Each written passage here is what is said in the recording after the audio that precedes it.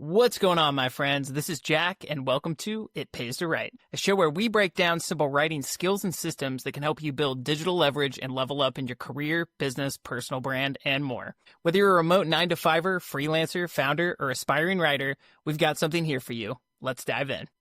Today's guest on It Pays to Write is my friend Vanessa Yepes. By day, she's head of operations at AppSumo, where she recently crushed it at a company-wide LinkedIn 30-day writing challenge. And what's even funnier and better is that's where she got bit by the bug for writing and publishing content online. So since then, she's been on an absolute writing tear with her friend and writing challenge partner, Mason. And both Vanessa and Mason's just style, creativity, and passion for writing is what really pulled me into their content and kind of their worlds they've been creating with their profile. And this is super cool too. So around the time we recorded this episode, Vanessa had doubled her audience on LinkedIn, and she had only been posting on there consistently for just over 2 months, which is just incredible growth in the platform. So on today's show, Vanessa and I dig into her fast growth and fun writing journey on LinkedIn, unique ways that she's using AI to sound even more like herself with this cool technique that I'm just calling reverse prompting, super interesting, and how human psychology and great storytelling go into her posts, along with what goes into finding your voice and community online. So without further ado, let's dive into the show.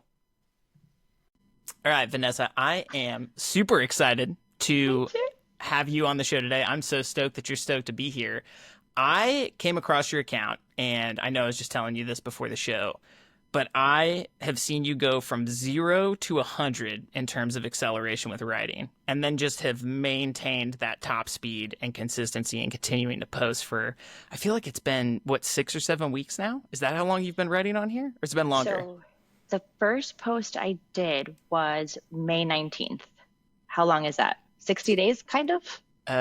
Yeah, so by the time we get into July, that's May, June, July. Oh, that'll be 90 days, I think, by the time you hit the middle of the month, I think. People, you can check our math in the comments here if you want to, since we're doing this on the fly. But I'm super excited to hear about your experience on LinkedIn because you have fresh eyes on the platform. You were just telling me before the show that you hadn't logged in for a while. And then you did. And I know there's a lot of details in between here that I would love you to share. But I think that's a great place to start is tell us a little bit about yourself. I think it's great that you have a day job too, because there are a lot of people we have on here. We have, freelancers, we have business owners and agency owners. We have people who work 9-to-5s and then they do this on the side for themselves. Tell us a little bit about what you do first and then how you got into writing on LinkedIn when you got logged back into your account. Yeah. Well, I work at AppSumo. I've been with them for almost 8 years now.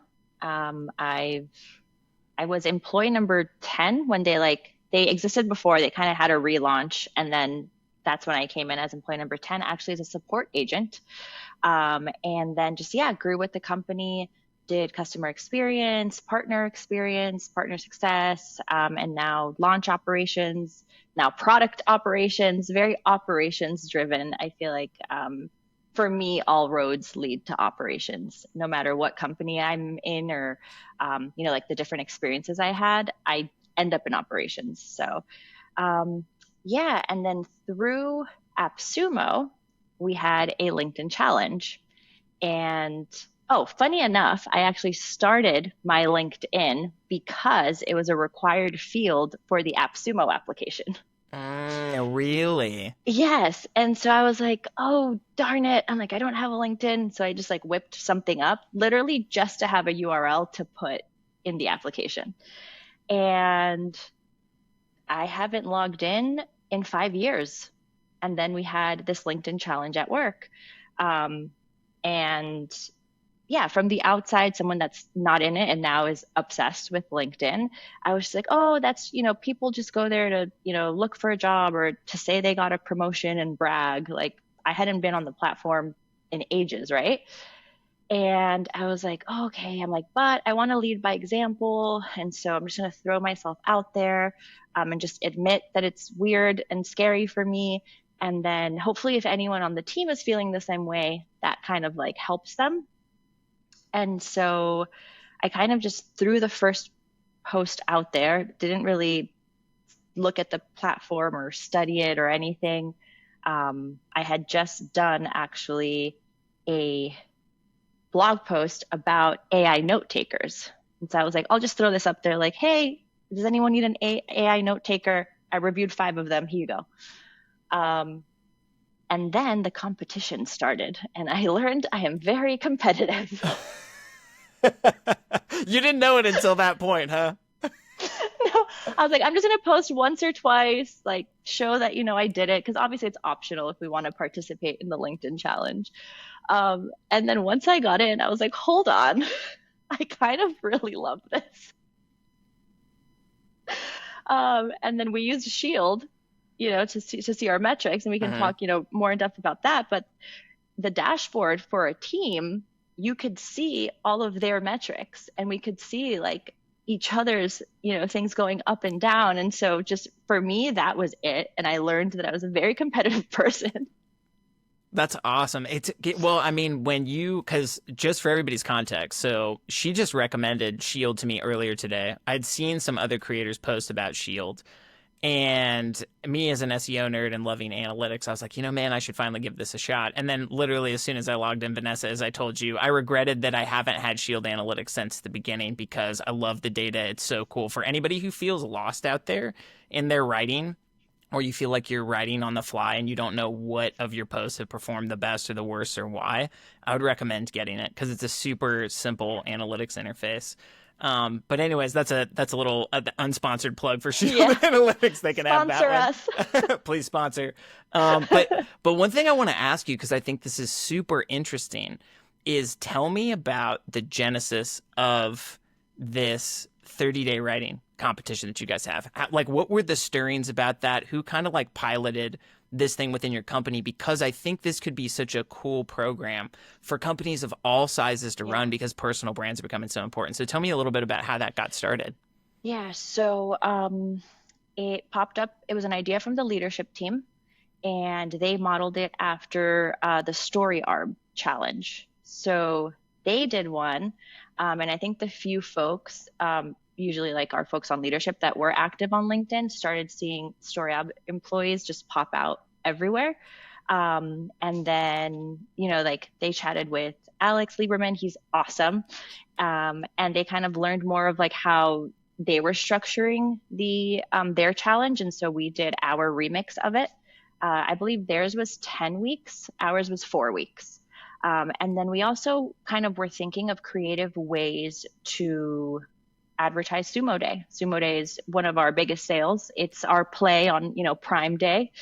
And we were like, okay, let's do the challenge, bring more visibility to AppSumo. And then also, this is a great like team building experience and for all the teammates to learn more about each other, especially since we're 100% remote.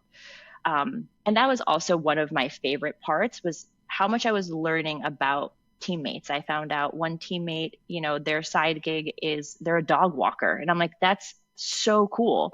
I posted about selling candy in 7th grade. And then I ended up, chatting with one of the engineers. He's like, dude, I did the same thing. I was like, no way. And so we just started having all these conversations that wouldn't happen otherwise. But okay, so how the challenge was structured was pretty easy. It was just whoever had the most impressions at the end of the 4 weeks won. And so there was a cash prize for the first 3 spots.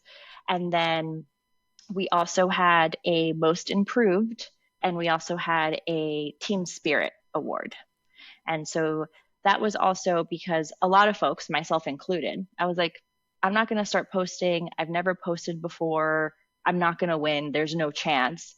And so I feel like those two additional reward spots motivated you. So I was like, okay, I can just repost everyone's stuff or just comment on their page and I'll get, team spirit points. Or if I do improve, maybe I could just be most improved, but I won't be like, a recruiter with impressions. And so, yeah, the rules were pretty simple. And then for us, it did have to stick to a lot of our pillars. And so, because it was, like work sponsored. And so just chatting about, technology, entrepreneurship, leadership, experiences from work. And then we sprinkled in some Sumo Day hype in there and the sale. But that was kind of the logistics of of the challenge. And then in the beginning, I think it was maybe like the first 4 or 5 days, we were kind of just sending screenshots of our impressions and putting them in a spreadsheet. And then I think, It's got to start somewhere. yeah, I think very quickly the people team, they were like, this isn't gonna work for us. It's not accurate. Like, we do trust you, but tracking this. And then for us, oh, something that was really fun also is every week there were multipliers. And so, like, if you mentioned a product, that post, whatever impressions it got, would count like 3 times. Or, like, Mm. yeah, or if you mentioned, like, I don't know, like an experience like from work, or I don't know if like you mentioned another teammate. I kind of forgot what the multipliers were, but that was, the kind of the theme, but that was really cool too. But it added a level of complexity for our spreadsheet Oh, and yeah, our sure. and our manual counting. Uh-huh. And then, yeah, they discovered Shield. And once we got in there and we saw the dashboard and we started seeing in real time everyone's impressions go up or their comments, it was also really good to learn from other people's success or flops. Or I'm like, ooh, so and so posted like this, and that's not doing well. Don't do that. Wow, so that's interesting because then that Yeah. kicks up your rate of learning on the platform. You're not just Yes. like posting twice a day and learning from your own flops. If there was, because how many people were doing this challenge together? Ooh, I'm gonna guesstimate maybe 30. Oh, I was gonna say if you had 10 other people testing and you had that data pool to find out like, hey, this is what works and that's what doesn't, that's powerful. But 30 people, I mean, so you really like bent the learning curve in the best possible direction because you're not only gathering all these insights from your own posts that are working. Wow, that's a really interesting and huge positive take that I think other people could take from running this at their own companies internally is like, hey, you're not only going because when you level up your writing skills, it helps every business, right? It doesn't matter if you work in Yeah. product, project management, marketing, sales, customer service, the leadership team, doesn't matter. Writing helps. That's super interesting. Now I want to jump back. Like I know this is going to be jumping way Yeah. back for a second, but something that stuck out to me since I started seeing your writing in the feed is the evolution of your style kind of on Yes. here. And I feel like you have worked to and cultivated and like studied other people. And I've also, and what's great about your transparency in your posting, and for anybody who doesn't follow Vanessa, definitely go follow her because she's a queen of style on LinkedIn for sure. So I want to jump way back and just talk about before we get into like your modern LinkedIn writing style. How did you start writing in the first place? I know you've developed it for work, but were you ever writing for fun at one point? Were you journaling? Did you have your own blog? Did you ever write on social media or anything like that? No, I would say Uh, Instagram captions. nice. That's pretty good. That's a good start. Yeah. I feel like that's where like my wittiness and my humor comes from. That is Sure. now starting to shine more in my posts. I've always been very big on like the pun or like the hidden message, or like a caption that sounds completely ridiculous, but then when you look at the picture a little longer, you're like, ah, that's what she meant. Kind of like building those inside jokes. I would say that's my only writing experience. Actually, I was never really called to writing, and it was Mm, actually one of my really big insecurities growing up. So English is my second language, and you see it a lot more when you're young because so Spanish is my first language, mhm. and the way that we do our adjectives and our nouns are flipped. And when I was little, I would think in Spanish first and then, write in English. And I always scored poorly when it came to writing, like reading comprehension, all of that. Good. They're like, the girl understands, but when it comes to like expressing herself, let's work on that. And so I always shied away from writing and focused more on math and science. I feel like the universal language. Mhm. And so yeah, for myself, like I would journal. Mhm. Yeah, and that was more, I think, for like processing feelings. So it was just like free flowing, Mm. and more of like reflection. But yeah, I didn't have any experience writing before. Um, And then the first post I did, like I said, it was kind of just like a throwaway post to be like, okay, I did it. I participated. Um, and then when I was like, okay, I kind of like what I'm seeing, and I actually like started analyzing the feed, and I started curating the feed and looking up either companies or positions or like people that I liked to see kind of how they were writing. And interesting, I was really excited for you to ask this question. I I don't even know how to say it properly.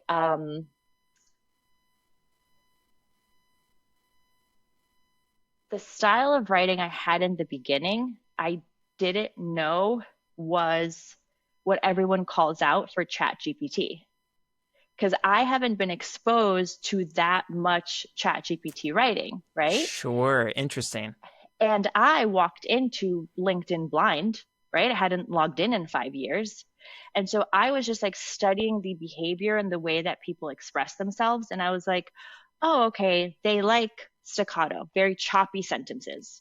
Okay, they like the poem kind of, format. Hmm. Okay, I'm like, okay, M dashes, we love those. I was like, okay. I was like, okay, they like the rhetorical questions. And so I'm going into this blind and I'm trying to figure out the LinkedIn formula. And my first post sound like it was straight chat GPT because I thought that's what worked best, not knowing now that I'm like, okay, I don't have to write like that. I can write more like myself. It can be more like a conversation. I can use a lot of commas and it can be a run on sentence. And huge paragraphs and whatever you want to do. Yeah, Yeah. but it's I think that's one of the biggest like funnies for me, that I was like studying it and I was like, okay, I can do this. And I would sit there and try to do my first draft. And then I would throw it into AI to be like, okay, is it like the grammar good? Did I mess anything up? And of course, the robots were like, great, this sounds just like us. We love it. Of course, the ChatGPT hype person behind it, they're like, yeah, this is great. This is the This best is writing great. we've ever read. It's just like us. Yeah. Yeah. Do you want to work for us? This is awesome. And then I started reading more and more, and I was like, oh, this is chat GPT writing, like, or like they're using a lot of like those formats. It's not necessarily like the voice of, the person or the brand. Um, and it was also very helpful that in our challenge, there's just so many brilliant people at Mm. AppSumo, but Lindsay, she's a phenomenal writer. She writes fiction. And so her posts from the beginning were just like beautifully written. So a lot of inspiration from her. We have Yenna, she's a poet. She, I actually have her book right here. That's super She's, cool. yeah, she's incredible too. And I would see the style of that post that she would make. And I was like, okay, like I can be different. And I started noticing the posts that really called to me. I started following a lot of copywriters. That was also a secret, I feel, like a hack that I didn't really know I was doing. Um, Started really curating my feed, following a lot of the marketing girlies, a lot of copywriters. And I was like, wow, everyone has their own unique voice. And then that's when I felt more comfortable stepping into mine. That's amazing because I think a question that a lot of people have, especially when they're new to writing, and I feel like you found this too, and you have lived this recently, which is even cooler. And why I'm so stoked to talk about this is people ask about style. They ask about voice, they ask about tone, they ask about formatting, and they don't know how to jump into that for themselves. And it's hard to explain if you've never done it before, but you just described it perfectly. You brought what was you to your content. And then you were like, okay, now I just need to study kind of like what works and some of the mechanisms around this and kind of learning the hooking and like the rehook. People use that term a lot. And then you just like put yourself into that formula and then that's what you become. And I think that's really intimidating to people at first. This is really funny. I don't think I've ever said this on LinkedIn before, but I'm such a dork about this stuff. I committed to writing. This sounds so ridiculous. Like looking at this, I think it was Christmas of 2023. I told myself, I was like, Jack, you have to get out of blogging and website writing. You're going to do this on social media. And I picked X to start at. And I don't know why I picked that over LinkedIn. And I was like, I'm going to write 100 posts over the holidays in a spreadsheet before I even publish any of them, because then I know I have like basically 100 days of posts written.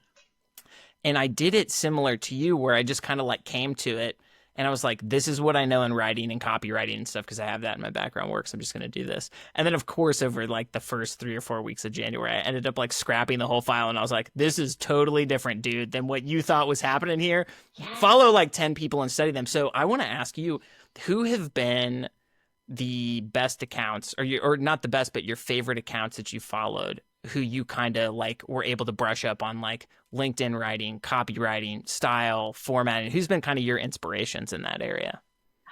I feel like I'm gonna have to go check because something I'm guilty of is being awful with names. But if you showed me like all their profile pictures, I'd be like, that one, that one, that one.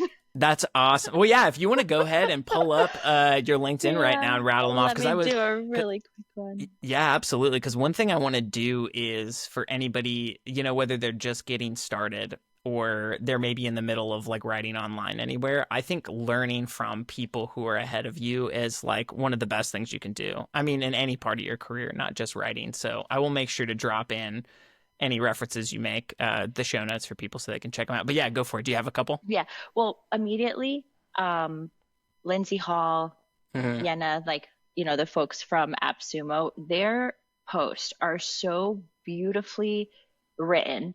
And they went into the competition as writers. And so they immediately went into their style. And for them, it was like, oh, wait, this doesn't work on LinkedIn. Or so they saw in the beginning. And they had to do their own little tweaks because there is a little bit of a formula with like a hook and teach something and, end with a call to action and little tricks like your own post, leave your own first comment. And it Hmm. feels weird when you're first looking at it, but then you're like, everyone does it, it's fine. So Hmm. they had to do small adjustments. But if you read their post, I feel like they just transport you and you feel the writing. They're very descriptive and they're incredible with storytelling and they kind of just take you on this voyage and then you're like, wait, I want to read more. And then it's like the post is done and you're like, oh man. uh, and so I would say for sure them two. And then one of my favorite people, I don't want to mess up her last name, but Vanessa Childers. Hmm. She's incredible. I even love her headline. It's words for good. I would say she's been my biggest inspiration, and she's also been kind of like a catalyst for me to not be afraid to be funky. Hmm. Um, like the post I did where I made the algorithm a character. And I was like, I ran into the algorithm and I kind of modeled him after the white rabbit in Alice in Wonderland, is what I was thinking. It's just this little algorithm running around and he drops my file and kind of that whimsy writing. And all my posts aren't like that, but that is like a for fun one. And yeah, Vanessa Childers, her writing is incredible. I love her. Um, let's see who else. I I mean, have to Colin give. is, yeah, sorry, go ahead. Oh no, I was gonna say I'll have to give Vanessa a follow. Colin, who were you gonna say? Colin, hold on. I'm so bad at saying last names. Strachan, Okay. Colin, Alaska number one's production company. I feel like everyone knows Colin. No? I don't follow him. So this is great. So I get a ton of new people I can follow after this. Okay, so what have you learned the Yeah. most from Colin? What do you like about his content? Um, I feel his content follows that like LinkedIn formula where it's like Mm. the hook and he does have like a course that he sells, but he still focuses so much on the storytelling. And so you're invested and then at the end you're like, oh man, he is selling something. But like I really appreciated that. Like But I he pulled you really in. Yeah. yeah, and I'm like, you know what? Like I'm gonna bookmark this. Like I might actually do this course or sign up for it. And so it's very beautiful that he truly ties like the work that he's doing with his production company and his videos and he sells Alaska, also with like the LinkedIn related things that he has, right? And so I love his style as well.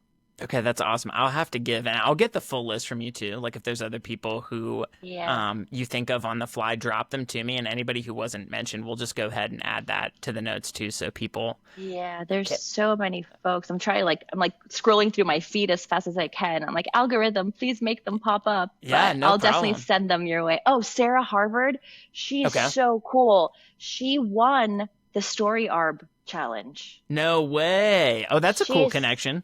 Yeah, she's so cool. Her writing is also awesome. Yeah, those are a couple good ones. That's a handful. I think that's perfect because I think for like when it comes to looking at people, it's not like you want a list of 30 who you're trying to study from. That gets Yeah. really overwhelming. It's a huge array of different styles you could be studying. It's so cool that you have at least a handful of people who you are following. And because I'm interested in hearing about your style and it sounds like you love talking about this element, tell me about the evolution of how you're putting your posts together because you have your own not story arb here story arc of like how you like what you've put into your posts. I've noticed an evolution in your formatting, the Mhm. stories that you're telling, the level of transparency that you're bringing to your post. Like you said, you started with you were just kind of like promoting something for work, and then it kind of moved into something more personal. And because you're a data person too, I think this is super important for people to hear. Tell me about how being more transparent and focusing on storytelling, or like more of your opinions and insights or experience, or being more personal with your content. How has that changed and shifted over the past, let's say, 6 or 8 weeks? And then what have you noticed with your performance since you've done that? Which is kind of a leading question because I feel like it's only gotten better, but I want people to hear this because I think it's super important. Yeah. I feel like the AppSumo challenge was the absolute best training wheels I could have ever gotten.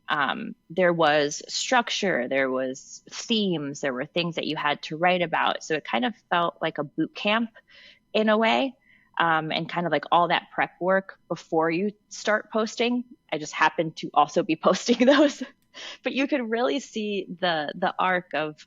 Um, I was I was still very new to LinkedIn. I mean, I still am, but still getting the lay of the land. And I did feel I had to be more professional. Not that I'm not being professional now, but more of like that old school, like, buttoned up, like, serious. And so I feel like that was kind of the tone I was taking in the beginning. And also being very educational to the point where it could maybe sound like an instruction manual or like an Mm, onboarding doc. Because I, again, I wasn't sure like how exactly people behaved on LinkedIn. I'm like, is this like a networking event where you're just like, hi, I'm Vanessa. I'm in tech. Nice to meet you. Like, I don't know like what this is. Is this a conference? I feel like that's what it felt like to me. It felt like a mm, conference. So it's like, okay, I need to be a keynote speaker. I'm on a panel, like, and now I'm realizing, no, it's just a bunch of humans who happen to be professionals. mm-hmm. And so that was kind of the beginning, I think, of my writing, and also again studying and trying to figure out what is acceptable, what do people do. I did the post, I think it was last week, where it was real, where I was like, it felt like I was at a party and everyone knew each other, and I was just by the snack table trying to figure out what conversation to jump into, and kind of like scared to make new friends, and I was just like in the corner like, what's going on? And so I would say that was the beginning of it, but the structure of AppSumo and doing it alongside of all my teammates made it a lot less scary, right? And it did make it a lot more fun. Mm-hmm. Um, but then now I feel like the training wheels are off. I'm not that I was necessarily confined before, but there isn't like that structure because you're following a challenge. Now it's like you can do whatever you want. It's your playground. And I think that's the aspect of the challenge I'm doing with Mason now that I love so much. It's like we get to make the rules. And so that's kind of like the difference in the evolution. Before, I would sit down to write and I'd be like instruction manual kind of, Mm-hmm. mindset. And now, actually, what I've been doing is voice notes to myself. And I am just talking. And I'm like, how would you explain this to a smart friend? And then I'm like listening back to it. And I'm like, okay, that's it. That's the post. And so now I pretty much just talk to ChatGPT, and Uh-huh. at the end I have like my verbal prompt where I'm like, keep it as close as possible to exactly what I said. Like I can see the transcript that I am sending to you.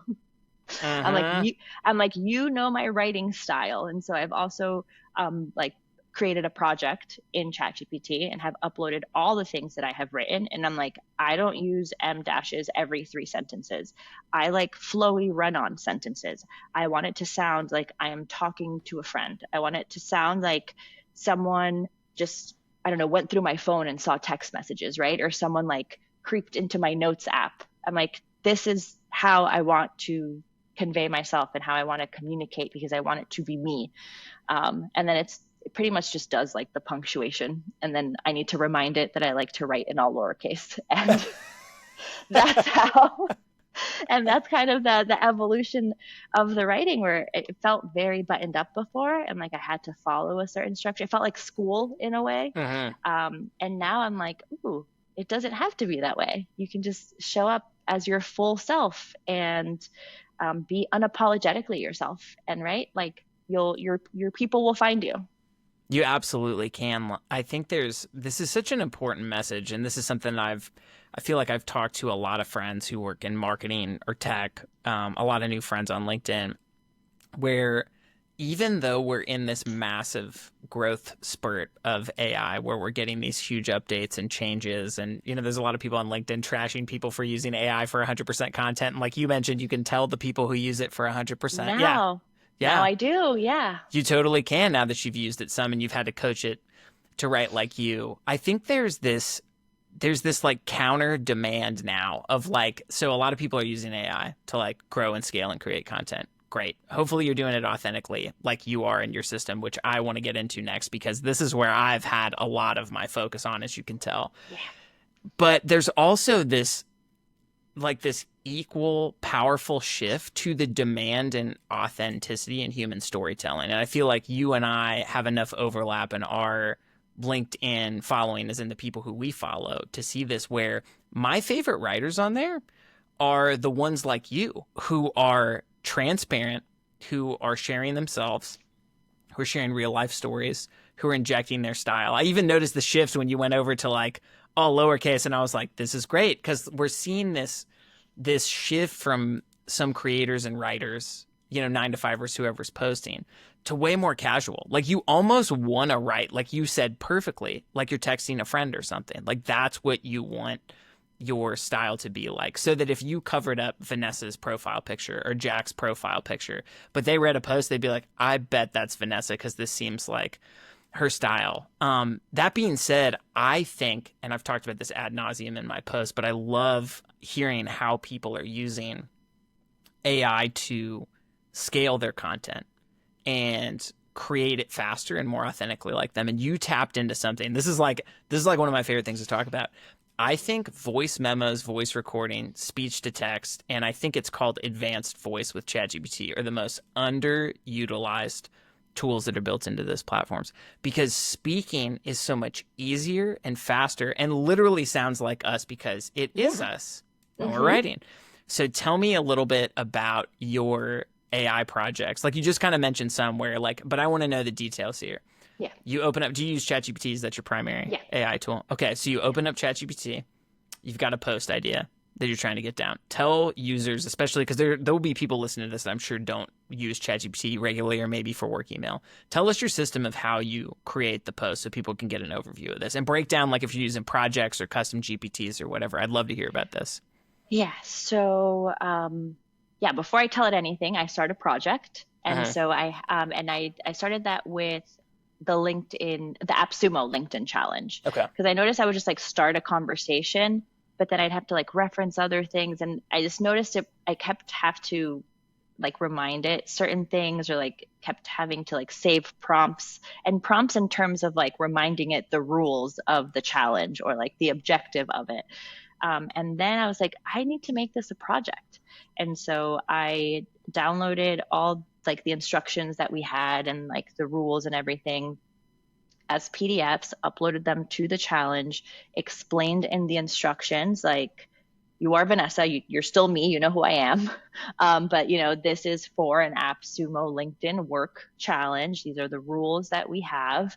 And then they also gave us kind of like some tips and tricks. But I feel like it's the basic stuff like have a hook, engage, but I still uploaded that and I was like, this is what the company recommends. These are the themes that we should follow. That way, when I did start having a conversation with it, it already had all the context. And so Hmm. that saved a lot of time for me. And then that way, all the conversations within that project, it could reference them. And I could tell it like, hey, remember we spoke about this yesterday when I was doing so and so post. And then it's like, oh yeah. And because it's part of the project, it like stays focused. Because I've noticed otherwise, I'm just like, chat, my love. I'm like, I've already told you 3 times. I'm like, this Save it to the is, memory. yeah, Yeah. I'm like, remember, this is for the App Sumo LinkedIn challenge. This is not an onboarding doc. So, and it's funny because I also have that relationship with my chat GPT where like whenever I say my love, sometimes I just say my love as a response and it's like, you're right, I'm sorry, I didn't pay attention. And like now it knows that when I say that. Oh my gosh, no, that's great. Yeah, keep going. This is perfect. Yeah. um, so I would say my process was a Mm, lot different when I was doing the App Sumo challenge. And mm, so I think it's probably best if I talk about my process now because there was sure. a lot of trial and error that I learned. Uh, Um, and so now I actually use it a lot for brainstorming. And so I'll yap to it for like 5, 10 minutes. I'm like, oh, I have so many stories. It's like I don't know if I want to write about when I was stranded at the airport for 17 hours, and ended up like a translation chain for everyone to know what's going on. You guys can check out that post if you a have no great idea what story, I'm by the talking way. about. Great story. Yeah. And then I was like, yeah, I'm just gonna tell you kind of all the things that I feel like my ops brain kicked in, or like entrepreneurial things. And I told it like, yeah, like, I'm like, I remember when I was little, I sold candy. I'm like, I did this, I did that. And it kind of organized my thoughts for me. So it was like, you have all the material here, like you're tying it. And so it was more of like it created a bank. And it was like, these are the stories you have, and these are the themes of that story. And so that helped me a lot because then I could look at that kind of bank that I created for myself, and then I could choose one and then sit down and say, how do I want to present this story? And then I could focus on, afterwards, like the hook and how I'm going to close it. But for me, just openly talking to it about all of my experiences, about successes at work, failures, career pivots, just kind of making it my diary and then giving it the instruction of do not create anything from this information. The purpose of this is for you to just create a chart that it's like this story ties to this. Or like these are the different stories you have to choose from so that I can work on a draft. So also not telling it because it loves right away to be like, here's your post. And I'm like, I did not ask you for that, my love. Mm-hmm, I mm-hmm, mm-hmm, asked you for an ideas bank of everything that I just yapped about for 10 minutes. mm-hmm. Yeah, that's such a. I have something similar in my process. I've started a doc called like micro stories, and they're Mm-hmm. just literally like one line. They're almost like hook reminders of something I've been through, Yes. like a failure or a lesson, or kind of an aha moment. Do you have those organized into a document for yourself, or do you literally just keep it in the same project that you say use for, any type of writing, and you're just kind of letting it passively store those conversations in those? Yeah. So I keep it all in the same project, Okay. and I will then retitle that conversation to like, Vanessa childhood stories tied to work. Mm, And then okay. I won't continue anything in that thread because I want to make sure when I go to that thread, the last thing is kind of like that bank. Oh, gotcha. So you're separating stories. Well, except for when you do like a brain dump, like if you have a lot on your Yeah. mind. Yeah. Okay. Yeah. So if I have like, yeah, the brain dump, it will then give me the result of kind of like the table that kind of organizes all my thoughts or experiences for me. And then I'll copy paste that into another conversation and then retitle that one. Like these are these stories or these ideas. And then I've also just kind of started using my notes app. I've I've learned, not figured, I've learned that I really love creating my post in the notes app. Everyone's like, do you use like a Word doc or like what do you write on? And for some reason, I just really like the feeling of the notes app. I think because we all just use our notes app on our phone, that it Mm-hmm. feels very like familiar and cozy on the computer as well. Sure. Sure. Yeah, I love notes. I think I drafted my first 300 something post ideas just using notes. And I've recently moved to Notion because I like some of the organization pieces better. But honestly, like the Apple Notes app for anybody who needs like just a great, setup app with everything that you need for writing, like Apple Notes is so great. Something else I wanted to ask you about. So this is really interesting, kind of breaking down your process and how you're using AI as like your writing assistant. Because I think a lot of people, like I've run a handful of polls, and people are really interested. They keep talking about the pain points of like, yeah, AI just can't really sound like me, or do like me, or speak like me. I want to learn more about how. So you'll give it stories or a group of stories, and then you'll tell it like, hey, like, are you telling it to put it into like a table and like organize it by theme? I'm really Yes. interested. What kind of Yes. prompting you're using here in the outputs? Yeah. Um, I mean, I'm just yapping to it. So at the end, I'm just like, oh, put this in a chart, put this in a table form, split it out by themes, and then have a column that's like a blurb of what the story is that I'm going to recognize, right? Like selling candy in seventh grade. Uh, And then tie that to like themes of how that ties to work or entrepreneurship. And usually, as I'm telling it the story, I'm like, ooh, this could tie to that. So I'm also kind of feeding that information to it. Um, and so, yeah, it's a column of the story, the theme, and then I do ask it if this is the potential for like a short form or like uh, long form post. So that way it gives like its suggestion of like, oh, this is like a meaty story. You can make this a long one. Or like, this is a good kind of like one liner kind of situation. So maybe you can stretch it to be like a short paragraph. Like, there's not much here that you have given me. So, like, I recommend a short one for this one. But um, something that you reminded me of was when I come up with like the final draft, I put it back into ChatGPT and I say, don't do anything with this because it's my final draft. I say, what prompt would I need to give you to get this result? oh, that's brilliant. That I have And not heard yet. This is good. Keep going. that Yeah. that has been the biggest game changer for me. And so I have then different drafts or different notes in my notes app that are prompts of my actual writing. And so I'm prompting it to give me exactly what I want based on it telling me what I need to tell it, right? And so afterwards, let me see if I can find some. Like there was one where I wrote about like the loudest person in a meeting or in a room isn't necessarily like the smartest. Sometimes like pay attention to the quiet genius or Uh, something like that. But at the end, I was like, what's the prompt? And then it told me this is the learner's seat prompt. And like, this is how you spoke. This is your voice. This is your style. And I was like, oh my God, thank you so much.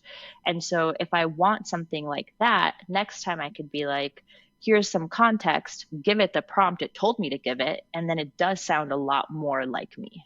that's amazing. So you have these, just because I want to make sure I'm capturing all this. Yeah.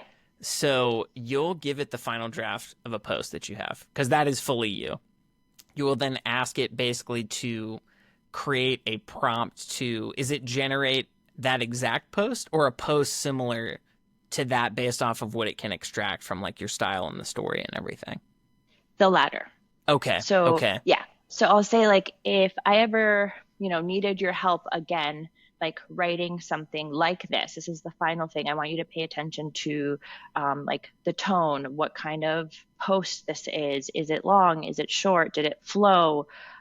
Is it a short story whimsical, like when I made the algorithm a character? Or is this actually like a lesson, based on an experience? And it puts all of that in the prompt for me. I'm trying to look up to see if I can find some prompts to tell you because it's really interesting. And that's also a way of it telling you what you sound like, right? Yeah. And so then you those are things that you can actually think about next time that you're staring at a blank page. You're like, oh, let's look at the prompts. And it's like, oh, I am whimsy. Like it gave me that feedback a lot. It's like, oh, this is a whimsical post. I'm like, okay. That's cool. Yeah, and so it's also coaching you. And then also as I'm working through different drafts, I tell it, I say, grade this. I'm like, grade the hook, grade the closing. What do you think this would perform well on LinkedIn? If you're just looking at this, what kind of audience do you think this is for? And so I also ask it a lot of questions of like when I give it my final draft. Hmm. Yeah, so I can like study the way that I'm expressing myself. Mhm. And then I can look in Shield at the metrics. And so I'll save the final draft and then I'll save the grading that it gave me and like the notes that it gave me. And then if it performs well, I'm like, oh, the learner's seat prompt or like that kind of point of view does resonate with people. Like the storytelling of an experience, like the airport, that works with people. Lists, I'm like, the lists worked, not as great, but, and so I feel like that's also a great way to grade yourself to learn what worked because you'll couple those prompts and kind of that feedback it gives you with then the metrics. And then you can kind of go back and be like, okay, these are kind of like the styles that worked best. That's amazing. This is a new one for me, and I'm no joke so excited about it. I'm going to test it as soon as we're done here today because I think this is a really interesting exercise and something I want to get into more with this podcast is also talking about non-goal career entrepreneurial exercises in writing and how they're helping people like journaling, self-awareness, like somebody's journey in therapy or like whatever. And what you just described is a really interesting exercise and not just content creation, but also self-awareness because you're writing something, you're feeding it to it, and then you're saying like, hey, describe the style of this so perfectly that if I fed this back to you, you could generate something close to it. Yeah. Oh yeah, go I'll for it. What were we gonna say? Yeah, I'll read like one of the prompts Yeah, please. that it gave back to me. So it was like, okay, based on your quiet genius post, write a polished LinkedIn post in my voice that blends personal insight with a touch of humor. The tone should be warm, clear, a little witty, emotionally intelligent, like a self aware leader sharing what they're still learning, not what they have mastered. Start with a scroll stopping first 1 to 2 sentences max and then go into the core theme with a touch of surprise and dry humor, which is very me, right? Mm-hmm. Mm-hmm. and Yeah, so this and is then spot on. yeah, Yeah. yeah, and then it's like use short paragraphs, avoid bullet points. The middle should walk through a personal reflection told in plain language because again, I fed it my final draft and now it's regurgitating back to me what it is.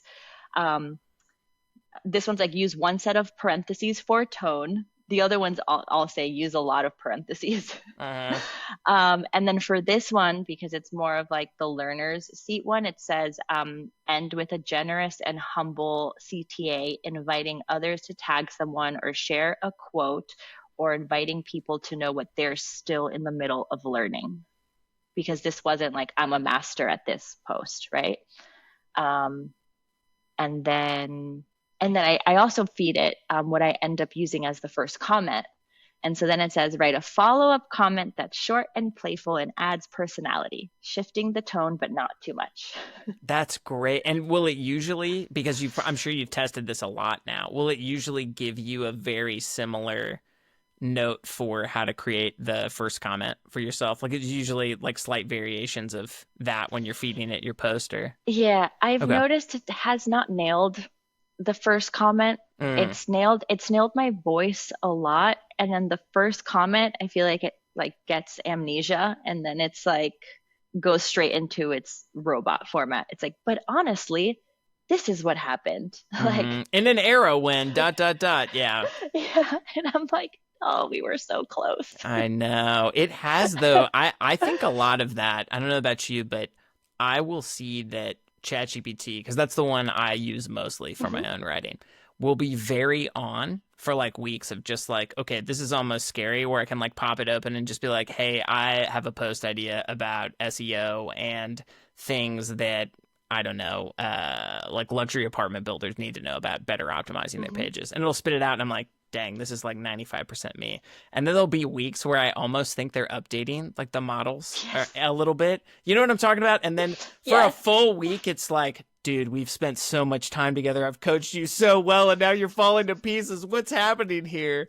So it sounds like you've definitely run into that frustration. But what I think people could take away from this that's so valuable is giving it the raw version of your own writing. Or you could even like record like you do and like I do, Hmm. have ChatGPT write it.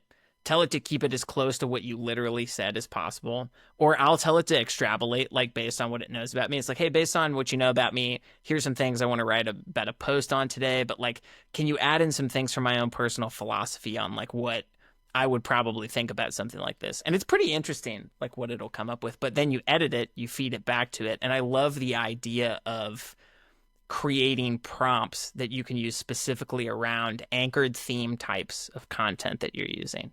And that brings me back to, so when it's giving you a report on themes that it's noticing in this like table, what are the themes that it notices in your content? How does it organize and cluster it together for you? Because I think themes in writing is so important for people. How is it doing that for you?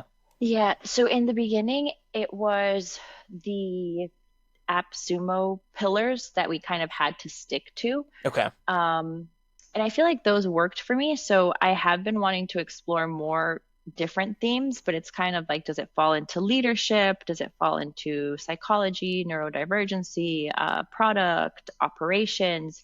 Is this just a short, whimsical story? And so it's kind of giving me those based on kind of like the pillars that we had to follow for AppSumo. So I haven't played around with it much and updated it. I Uh, kind of told it like, um, these are kind of the top three, five niches that I want to stick to or that I want to talk uh. about. And so, does this story fall into one of those? That's awesome. That's awesome. Okay. So basically it helped kind of extract different themes and stories for you, and now it's kind of using, I think that's really wise to have like a filing system, because I think a filing system for themes, because people, as I mean, as you know, I get overwhelmed with this a lot of times still, of like when you open even your AI for the first time that can help you write anything. I'm like, oh my gosh, I feel like I've said it all. I feel like you've hit those moments where you're like, I feel like I've told my stories. I feel like I've said everything. Like nothing interesting happened in my life or at work this week. So I think having things that you can go back to, like themes, systems, like some people like using different days of the week, they'll post different things, like a motivation Monday, a tip Tuesday, so on and so forth. I think this is super interesting talking about your AI writing system. And I want to ask you too, because this is something I'm playing around with a lot right now, is how I'm setting up my project files within the AI, and then also custom instructions in a project too. Tell me a little bit, and I can give you an example of like how I've set Hmm. mine up, just so Yeah. people know, because I've talked about this some. So I've been kind of using this thing. I think I developed it. I'm pretty sure I haven't stolen this from anybody. If anybody finds out, like, yeah, Jack, you totally subconsciously robbed me, please drop in the comments. I will totally own that and apologize. I've been using this thing and approach that I think I've been calling a 3-pillar model, to where I've trained the AI on who I am and like how I write, what I sound like, my stories, my history, whatever, who my audience is. I have this pretty like comprehensive training prompt and doc that I use the AI to create. It's pretty expansive for like, this is who my audience is. Here's the goals they have. Here are their psychological and emotional drivers, like pushing them toward these goals. Here are their like fears. Here are their top 50 pain points and challenges on like reaching those goals, and like barriers that are keeping them. Um, it's pretty expansive. And then the third, which is like how to write or create content for a specific platform. So like I have a separate project that helps me write emails versus ones that I do for LinkedIn posts. And I even have a separate one for like threads and carousels too, that is coached on like how to break it up like per character count. how do you think about and how are you setting up your custom instructions in your projects, and what kind of training like documents are you also feeding and uploading to it too? Yeah. So I only have two projects. I have the AppSumo LinkedIn Challenge one. So that one Okay. was easy. I was like, here are the guidelines, here are the pillars we should stick to, here are the tips that it gave us. Stay within these guidelines. Hmm. And then now I'm doing the challenge with Mason. So Mason and I talked about our goals, and then so I just kind of gave it um, like a backstory of like who Mason is, who I am, what we're trying to get out of the challenge, so really just kind of giving it all of that context. Hmm. Um, but I feel like I haven't really given it much instructions. It's more of like context that I'm giving it. That's so And important. Yeah. yeah. And then something else is that you made me realize I use ChatGPT a lot for work. So there's always an AI note taker in my meetings. I love it, highly recommend it. I feel like it allows me to be a lot more present in my one-on-ones. Um, I have five direct reports, and that way I can sit there and talk to them and look at the camera, and I'm not trying to think like, did we jot that down? And I actually like sometimes out loud in the meeting, I'll be like, for the transcript, Fathom, I need you to blah blah blah blah blah. And so sometimes I'll just, that's That's you know great. now audible note taking. And so when my meeting is done, I upload the transcript into ChatGPT, and then I tell it like what are the action items, and then I also ask it a lot of coaching questions of like, did the other person understand? Did I cut anyone off? If it's a group meeting, is there someone that like didn't speak a lot? Is there someone that started an idea, but then we didn't get back to it? Um, and then also based on the action items, I ask it to just draft quick Slack messages, just so I can get like the ball rolling on stuff. It's like, you need to follow up with five people. And I'm like, can you write those blurbs for me? And so I feel like in doing that, it also just has so much knowledge of me and what I do at work. And so I feel like it's not necessarily that the instructions are in the project. It just so happens that I use ChatGPT so much for work. It has that entire repertoire. And in the beginning, when I was trying to figure out what to write about in the AppSumo challenge, I straight up told ChatGPT, I was like, Bestie, you know everything about me. I'm like, you have hundreds of transcripts of meetings that I'm in. I'm like, can you just remind me some of the stuff that I've done? And it's like, That's I'm great. like, I yeah, hope like you actually started the message with bestie comma too to bestie. ChatGPT. Um, we are BFFs. That's great. And yeah, because sometimes you kind of forget, and I think sometimes you also I forget how to showcase yourself and all the stuff that Mm. you do, right? And sometimes a lot of things just like come second nature, or you think it's not a big deal. And then when ChatGPT is like, "Oh, you problem solved this, you cross collabed this, like you solved this, you did," I'm like, "I did do all that. Wow, thank you." Um, And it's like, no, because thank like you. You're the one who did it. yeah, and then so that has helped me a lot with Mm. material. But yeah, I feel like sometimes um you don't notice, I think, how far you've come, right? Mm. Because I feel like all of us are always still figuring it out, whether we're, I don't know, 15 or 55 or 75.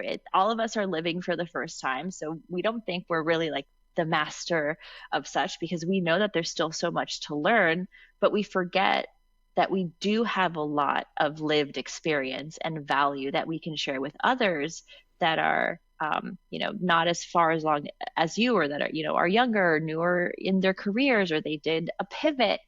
And so actually from all of this LinkedIn stuff, I did a interview with Amy K. Watson. She is awesome. She has a leadership newsletter, and I guess she saw some of my posts and she reached out.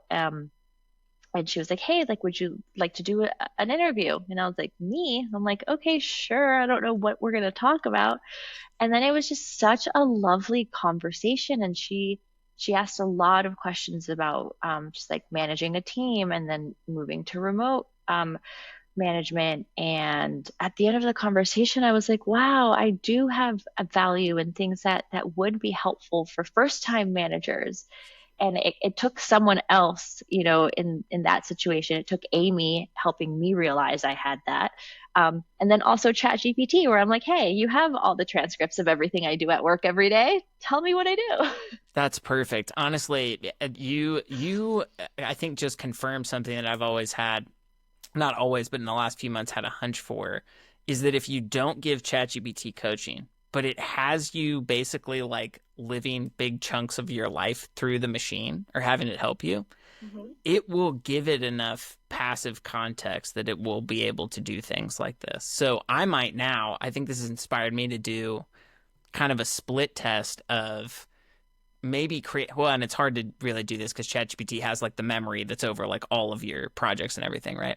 But maybe I'll start a project in light of this conversation, not give it any coaching or context, and give it just custom instructions of like, hey, you're a LinkedIn post writer for me. Use everything that I've dumped into all of our chats, any of our chats, to write stuff that would sound like me, especially like I speak, since it has some of that stuff in there too. I think that's, Vanessa, I think what you're doing is you're helping remove barriers from people because I think writing is so intimidating. I think writing and learning and documenting that in public, like on LinkedIn or any social platform, is really intimidating. But I think hopefully people listening to this will think, oh, I can open up AI and I can speak to it. And actually, the more I speak to it, the Mhm. more it's going to sound like me. And that kind of takes the pressure off of me writing. And then I can just hit publish. And sure, ripping the band-aid on the first post can be intimidating or scary. But I think that if you have this thing that gets to know you over time and can even give you that boost in self-confidence, because we all get imposter syndrome. And like Yeah. we're both a part of the remote workforce. I get this too. It's almost like you get horse blinders on your own skills in your own life. And this happens to me all the time where like I'll, for my day job, they'll be like, "Hey man, can you audit this website that's like 600 plus pages or 1,000 plus pages?" And I'll sit there and I'll be like, "Oh my gosh, do I actually know what I'm doing? Am I a total fraud? Do I actually know SEO? Do I know what goes into a great website? How does Google actually Yeah. work?" And like all this stuff. I mean, you know how this is. It's that Yes. it's that imposter syndrome downward spiral. And then you get on a call and I start talking them through like, hey, these are the problems you've identified. This is how I would fix Yes. it. And I'll leave the call, and I'm sure everybody listening to this thinks of it, and I'll be like, oh, maybe I do know a couple things about this. So it's great that you have ChatGPT as a backup support because it can tell you. And I've done the same thing where I'll go back and ask it. I'll be like, hey, we've had a lot of conversations this week. I've used your help to make a lot of posts. What are some of the things or trends you've noticed that have been top of mind for me lately? How could we make this into like a new post for today, or like just give me a recap of the ideas? And I think that's really cool that you're doing. Is that kind of how you're using it, or you'll get to the end of the week or a day and you'll be like, hey, what did I accomplish? Like what could I talk about here? I would say now that I'm a lot more active on LinkedIn, I see everything as content now, or like the potential for it. And so because now I'm more aware of it, I'll quickly draft like a blurb in my notes app. Or I use the voice memos on my phone too, where if I just have a Mm-hmm. quick idea, like in the middle of Trader Joe's, I'm like, blah, blah, blah. And then I'll listen to it later because I'm like, I'm not going to start a conversation with ChatGPT right now. Like, I'm busy. But but now I'm a lot better at recognizing something in present time where I'm like, oh, this is good, or like, oh, like there is a lesson here, or like, oh, there is value here. Like this can resonate with a lot of folks or help a lot of folks out. But before, when I was first starting out, it really, really helped me with ideas, and Mm.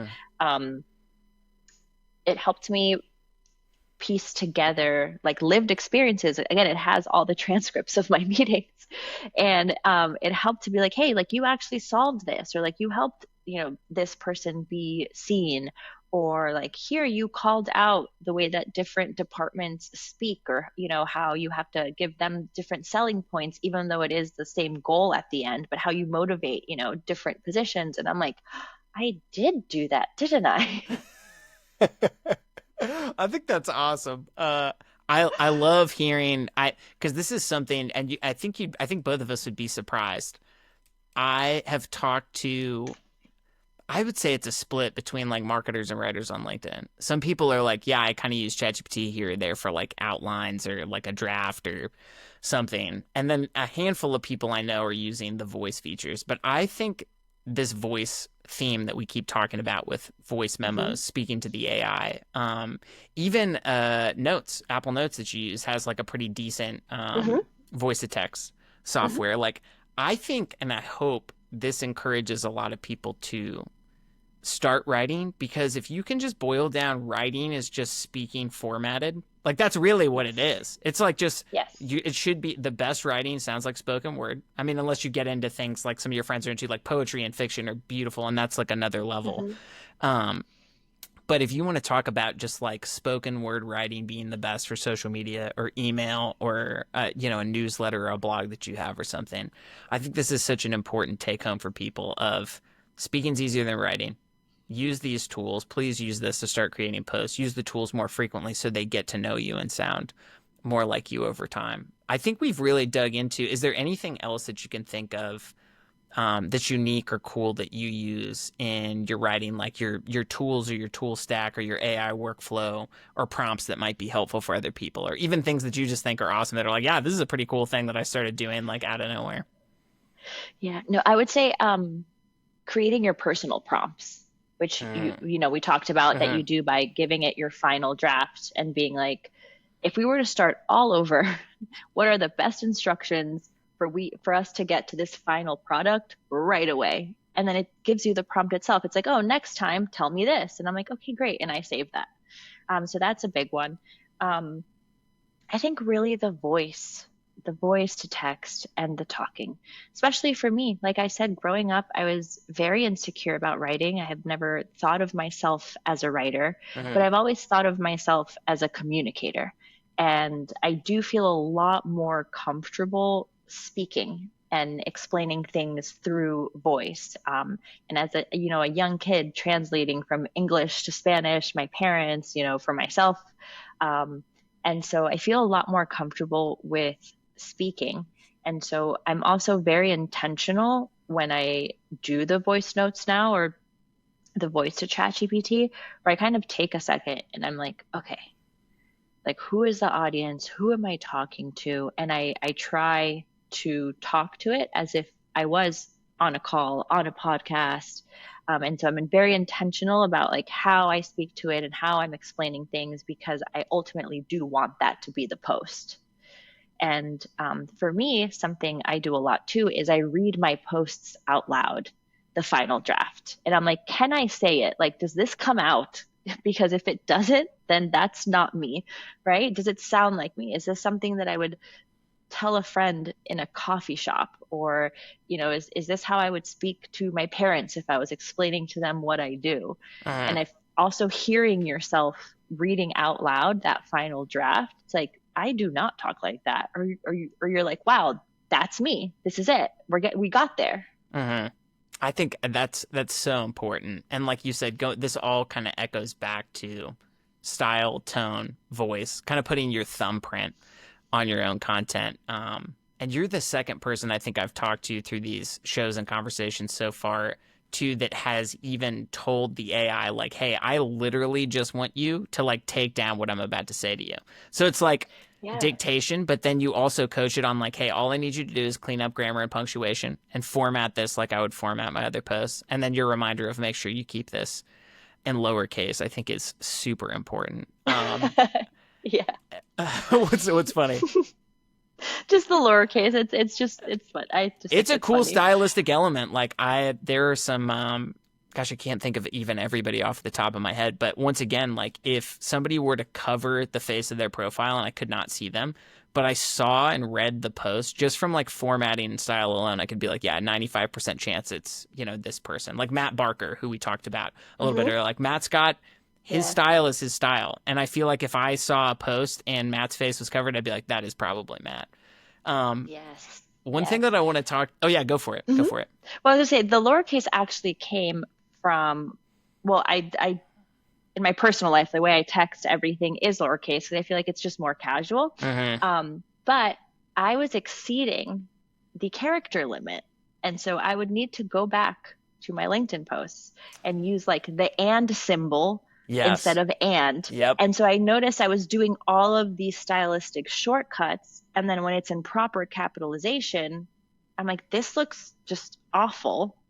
I'm like, you know what would make it better if just everything's in lowercase and then there is the and symbol and then there is this, thing that's Mm-hmm. going to save me two characters because then it does feel more casual. And that's another thing, going from not knowing what to write to now writing lowercase and symbols because I'm exceeding the character limit. I would have never Mm-hmm. thought that.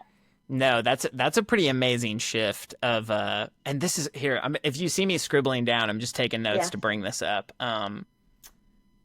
Those are such great notes because A, once again, you're solidifying your style. B, I love that you've basically turned that into like once you tell that to the AI and it can help you, right? It recognizes that formatting. So it's not thinking in like, well, I have to use an uppercase letter and I need a period and I need a space or a couple spaces afterward or whatever. It just knows how you write. And I'm sure you save yourself a lot of character space. And anybody can test this and try this out. I learned this trick from, do you know his name's Yasmin Alik, who's like, he's a super LinkedIn creator. I'll send you a couple podcasts of his because this Yeah. guy, he's super analytical too. So I want to say that on the podcast I listened to of his, he actually just went into the LinkedIn post box and he punched in as many of the letter like A as he could on the first line to see how many characters it would take up on a line of text. And then he did it with all the letters to see how much space it would occupy on a line. And he probably like Mhm. expedited this somehow, but knowing that you're saving yourself space by using lowercase letters, super smart way to save characters. If anybody's struggling, which I'm very long-winded sometimes in my posts and analytical, so that's maybe I'll take this tip and run with the lowercase writing from now on. But yeah, I think that's really smart and really important. It makes you recognizable for your writing style online too. Something else I wanted to ask you about, because we've talked about AI, we've kind of talked about style and formatting your voice and stuff. Something I want to talk about is like, I think we're in this really interesting kind of golden window of content creation on LinkedIn. Like it's gone from, hey, it's only the platform where people are either hiring or like looking for jobs and then celebrating that they got hired to now I keep hearing the term LinkedIn influencer. It like all over the place. Like I've even heard friends who aren't even on the platform. They're like, "Are you into that whole like LinkedIn influencer thing?" And I was like, "I don't know if I'm that, but maybe aspiring. I don't know. I'm just trying to have fun on here." But yeah, like what would be the best place to start here? What gets you, because you have so much excitement, like something you share on your account is your excitement for this platform and the writing you're doing. And you had the AppSumo challenge, and then you spontaneously started this writing challenge with Mason, and I would love for you to speak about that too. Like, what has made you go from the person who was like, I don't use LinkedIn, to now I'm doing a company challenge, to now I'm literally on this platform like day and night, and it's hard for me to like not check the app every 5 minutes. Tell me about that evolution and your excitement about LinkedIn and writing specifically here, or community too. I was going to say it's the people. Mm-hmm. It really is. It's the people. It's the comment sections. Yeah, and you start creating like your internet besties. Mm-hmm. Um, and yeah, like, and there's folks that I'll see that they commented something and I'm like, ooh, I want to see what that's about. And then I end up having a mini conversation with them on like someone else's post, obviously like about what they posted. I'm not, taking away from it. If anything, we're adding to the conversation. Um, but I feel like it's the people. And I would have never thought that before. But like, yeah, like you're one of them. I've said it before. You were the first person to welcome me when I posted that I was doing the challenge. I think I said like, you might be wondering why I'm on your feed after 5 years. Well, I'm doing, I'm That's a doing a great challenge opener. for work. and, and I remember like I think your comment was like one of the first ones that I got, and you were just like so hyped and like I can't like I love this like following along, and I'm like wow that's so kind, and then because of that I started seeing all of like your interactions on my feed, right, because it starts like Mm-hmm. Mm-hmm. showing you what other people do. And I was like, oh, wow. I'm like, Jack is so active. I'm like, there's Trying. no way he's, well, I was like, in the beginning, I was like, there's no way he's leaving all of those comments. I'm like, does he sleep? Does he have a job? I'm like, he's so active. That's so cool. And then I would post and I'd be like, I wonder when Jack is going to comment. That's hilarious. But like, it was really exciting for me. And now I have that with more people and more Uh-huh. connections that I've curated. Like now I'm always like, oh, I wonder when like Ed's going to come into the comment section. He's so fun. And yeah, and Jimmy and Anthony, and I'm like, this is so fun, and Amanda. And yeah, you kind of just start cultivating this community, and everyone is so supportive, and it's Uh, just so incredible. I feel like everyone's lifting each other up.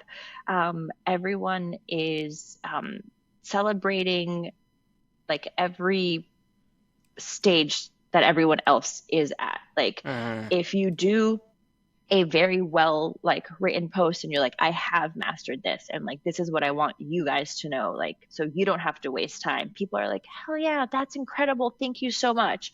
If you're like, I have no idea what I'm doing, but like this is what I'm thinking, they're like, this is awesome, like keep doing it, get better at it. And everyone is just so encouraging, and it's contagious, and you want more of it. And so, yeah, for me, it really has been the people and curating those connections and nurturing them. uh, That now when I post, I'm like, oh, I'm so excited. Like, I wonder what Crystal's gonna think of this, that's or like, I cool. wonder if, yeah. And so it's. I feel like now I'm writing for specific people in a way. Like obviously, like I have like a broader audience and like the niches and the things that that I like, and Uh, the pillars that I'm focusing on. But it's also exciting to be like, ooh, who of my internet besties are going to comment on this? Are they going to like this one? that's super cool. It really is. It hit the nail on the head for me. Everything you just said too, because like I was mentioning before our call, or maybe I mentioned this on here, but I started writing on X first, and I don't know, I don't Mhm. even remember why I chose that platform. I was like, okay, well, Facebook, totally out. I'm not like an Instagram photo poster person at all. Like, haven't used TikTok, but I was like, writing is a skill. Where does writing work? And then after I kind of got through X and I was like, okay, this is good. And there was a positive community in corners there, but the growth was a little bit slower and a little bit more of a grind. And then I came to LinkedIn and I experienced the same thing you did. I had posted, I mean, it was for the first time in like, I don't know, 5 or 6 years maybe. And I was kind of nervous because I was in my mind, even though, like, once again, like, I forget my entire history of, like, I've been writing on the internet since 2009. I've been writing for clients since 2012. Like, all that went out the window. And then it was just like, Yeah. Jack, it's just you in front of all of these people. What are you going to say? And I was like, oh, man, this is really intimidating. I'm nervous. I can't hide behind a blog or a website like I do for work. And I put that post out there and I saw how many people were like, dude, this is awesome. Like, how cool. Like, and that supportiveness and positivity, which LinkedIn really captures, because that's why all of us are here, right? It's like, this is the platform where people are trying to progress in their career, build their business, now grow a personal brand. And we're all authentic hype people for each other. So, like, when you said, when I commented on your post or whatever, I kind of felt like that reaction that people had to me posting, I kind of felt like I was on a mission, and I kind of feel like this is just a core mission in my personal life, is like a mission of kindness. And Mhm. I just wanted to carry that forward to like everybody. So when I saw you, when I saw Lindsay, when I saw Mason, and I think LinkedIn Mhm. got down, they were like, Jack gets really excited about people who are in writing challenges, and there's writing challenges. There's all kind of challenges around LinkedIn. So it's like my feed for a couple of weeks was just like, this person's doing a writing challenge, that person's on day 5, this person's on day 71. And I was like, this is sick. I'm just gonna tell them, hey, you guys rock, keep it going. And I think it just got that picture for a while, but yeah, same on my end of, for if anybody is listening to this and they're kind of debating on a platform to write on, and it doesn't even matter if you're like trying to build a brand or um anything. If you just want a place to like have fun with like-minded great people, LinkedIn's such an amazing platform for that. Like Yeah. I've always told, like gosh, man, I've been I've had this kind of like difficult difficulty in my life finding like entrepreneurially minded community. I don't know if you're here too. Like one thing, I think this is something I saw for AppSumo is like very pro, like, hey, if you've got a business or a side hustle or Mm-hmm. something, do Yes. it. And I love that companies get on board with that. But there's also like the entrepreneurial journey or the creator journey or the writer journey can be like a lone wolf mission sometimes where like Mm-hmm. all of your community might be like, hey man, I just want to go to work and come home and do a leisure activity or like click on Hulu and get caught up on shows or go play sports or whatever, which is all awesome. But and I see this in you. I see so many people this way on LinkedIn. Like you said about me, you were like, does Jack live on this platform? Like I did have a problem for a while when I was waking up and the first thing I would do is pick up my phone, turn off the alarm, and then open LinkedIn. I was like, oh, this is where it's borderline addiction, man. You got to like back off of this a little bit and close out of the app. But I think that it becomes so contagious because it is so fun. It is so supportive. And it just makes you want to keep showing up for all these cool people you're meeting. So anybody who's out there, if you have the itch to do something entrepreneurial or something creative and you don't even know where it's going to go, I think both of us would probably recommend this platform because you're going to get support from people like out of the woodworks that you would have never met or talked to in your life. Yeah. Yeah. And even just getting your toes wet with like commenting, right? You don't have to dive right into posting. And that's, I that's what my post standing at the party, right? Feeling like I was LinkedIn and I was like, what do I do? Uh-huh. It's starting off with comments because everyone responds. And I think that is one part of the algorithm that Uh-huh. LinkedIn gets right, where it does reward connection. And so creators are what's the word? Not influenced. They're encouraged, Uh-huh. incentivized in a way Uh-huh. to reply to every comment, right?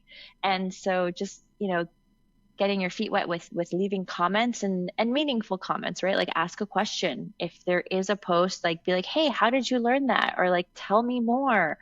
Or just call out, a quote that you really like. Sometimes my comment is just that. Well, I'll put in quotations a part of, the post that I'm like, wow, this one line blew me away. Thank you. Um, and yeah, and you start building connections through that, and you kind of start building, your confidence. Uh-huh.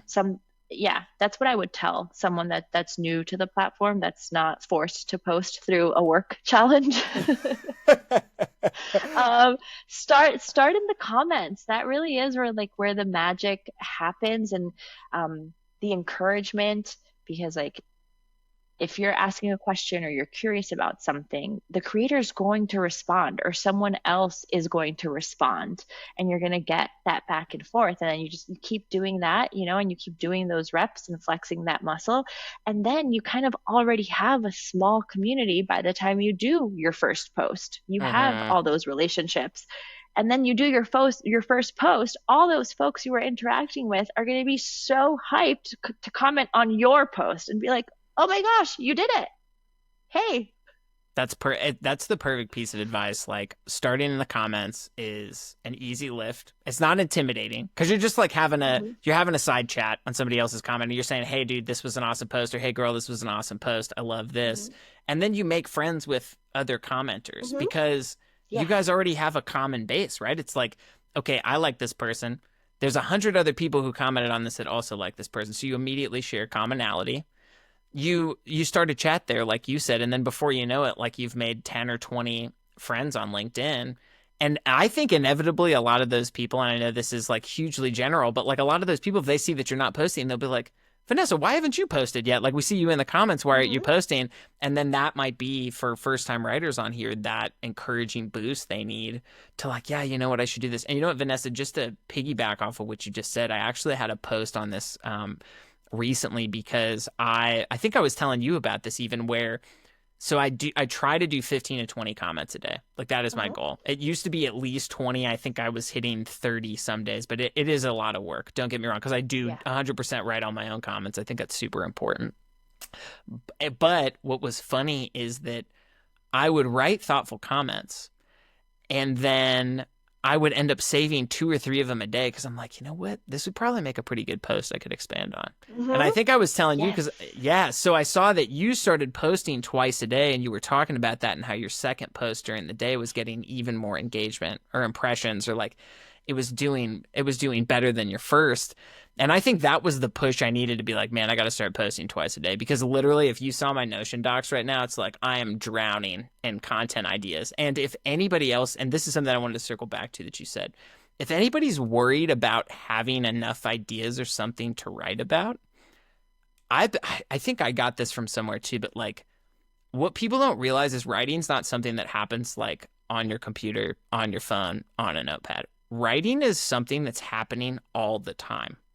And you just have to build the practice for doing like what you do. I think you mentioned like when you're in Trader Joe's and an idea comes to you, take out the voice recording, you take a note. And when you do that for a week of just like you have an idea, you take down an idea, it's almost like you carve these neural pathways in your brain of just opening yourself up to, oh, this is my universe and there are stories and ideas everywhere. And then you'll go from, okay, well, I've had a good idea like once a day to like you start writing down 3 to 5 things a day and you're trying. Has that been kind of your experience and like going from like, oh yeah, go ahead, tell me about that. No, you nailed it. That's exactly what happened. Like in the beginning, I was like, bestie, ChatGPT, go through my transcripts, give me ideas. I don't know what I've done. To now, I feel like it also romanticizes your life in a way because you start now noticing everything and you're like, oh wow, like maybe I can talk about, for those listening, I have little crystals on my desk and I just like play around with them. Those are my fidget spinners, like, or fidgets, is that how you say fidget it? spinners, yeah, nailed it. Right. And like right now I'm just like, oh, maybe I can say like I can make a post about this right here, Of right? course. And you start noticing like the small details and you become more present and you notice how everything you do is a story. Like your skincare routine in the morning, like do you brush your teeth and then have coffee or have coffee first? Do you shower before or after your coffee? All of it just kind of becomes like you're engulfed in this world of storytelling. And I feel like that's also something, you become a storyteller and you start noticing all the stories you do have to tell and that other people have to tell too. And yeah, now it's like 5 times a day I'm like, oh, this could be a post, that could be a post. And some of them have actually spilled into just like personal writing. You asked me in the beginning if I had ever written before, and I was like, no, like maybe I've scribbled in a journal to like reflect or process some feelings or an experience. But I did like a whole personal essay about going to see a show with my dad and just what an incredible, beautiful day it was. And I sat down thinking, okay, I'm going to do a LinkedIn post. We saw the Hidden Brain podcast live, incredible, 11/10 recommend. I was like, okay, I can talk about all the things I learned because they're applicable and it's an awesome podcast.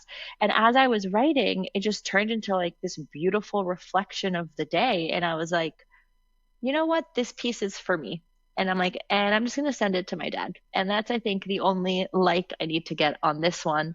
But it was such a beautiful thing that I was like, oh, wow, like I don't have to write just for LinkedIn because now I feel like I can say I'm a writer. And I would have never in my life thought to say that before May 19th that I posted. That's amazing. Like that, I think it's so cool to do, like to keep pieces of writing for yourself.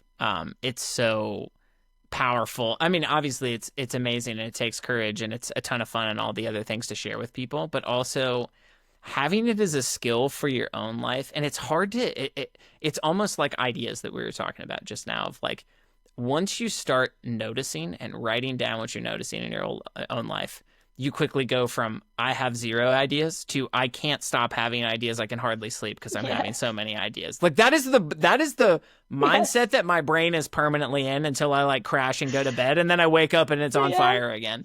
And you know how that is now. So for anybody who is thinking about writing, fair warning: if you get really into it, this probably will happen to you. But it's what you said too of those neural connections. You're just like you're feeding that neural connection and it is a muscle. And even the comment section, that's social baseline theory. Like you're literally telling your brain that you are safe when you leave a comment and someone responds, and then your brain does start associating LinkedIn as a safe space or the comment section. And then your brain literally feels safer posting the more that you do it Mm. and the more that you get its social baseline. And then, to your point too, like it is just continuing those synapses and firing them and strengthening them to then it becomes second nature. You're totally right. And then, and I'm sure it sounds like you're already experiencing this too, where you're not only capturing stories and like things in your life, your brain also kind of develops this spider web lightning like association capability. So you might see something in your real life. I'm trying to think of a recent example that I've had of this. But I'll see something not on my computer, just like wandering around grocery Mm-hmm. store, on the way to the gym, whatever.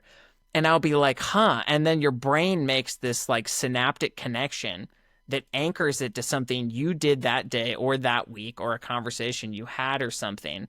So your brain almost starts to freely associate and capture things because you've built this like ideation subconscious. And it's hard to describe with people, Mm-hmm. but it's like Yeah. if you've installed with yourself because you built it as a practice that you are a writer or you're doing something writery, whether it's in the comments or your own posts and stuff, Mm-hmm.